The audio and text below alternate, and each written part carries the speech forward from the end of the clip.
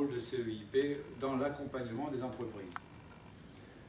Cet accompagnement, il ne se situe pas uniquement dans dire vous appliquez telle norme, il se situe également, si vous voulez, dans l'assistance technique.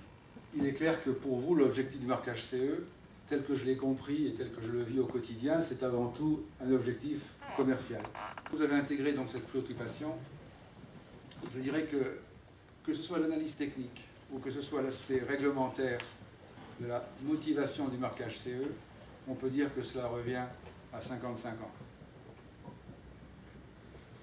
Puisque de fait, l'aspect technique du marquage CE, on va le retrouver au travers des normes. Donc, il y a une obligation normative.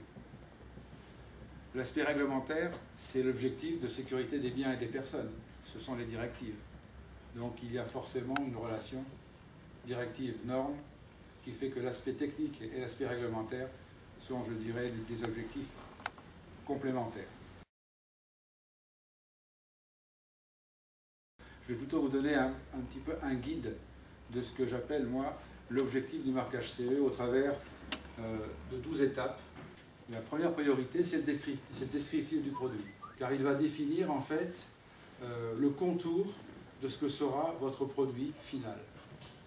Aller vers l'analyse de risque, qui va être également incontournable pour définir quels sont les éléments importants sur lesquels il va falloir travailler sur le produit. Que ce soit des éléments d'ordre mécanique, d'ordre électrique, d'ordre électronique ou autre. Mais on va avoir ce brainstorming, on précise sur comment conduire une analyse de risque. Mais avant de conduire l'analyse de risque, il faut définir ces risques. Or, pour les définir, il faut savoir quelle sera l'utilisation du produit, comment il sera utilisé, à le concevoir, soit au travers de nomenclature, soit au travers déjà de dessins que vous avez réalisés, bien entendu. Donc vous avez déjà des fournisseurs sur lesquels vous allez forcément travailler. Et ces fournisseurs, il sera intéressant en amont très rapidement de savoir si le matériel que vous allez utiliser est un matériel qui est réglementé au départ, s'il y a des certificats de conformité des produits qu'ils vous proposent, de façon à les intégrer dans votre produit. Évidemment, on découle après derrière tout ce qui est plan mécanique, plan électrique. Je dirais que je vous déroule, si vous voulez, le dossier technique comme étant le mode de preuve qu'utilisera un avocat d'affaires dans le cadre d'un problème majeur. Voilà, c'est 12 étapes.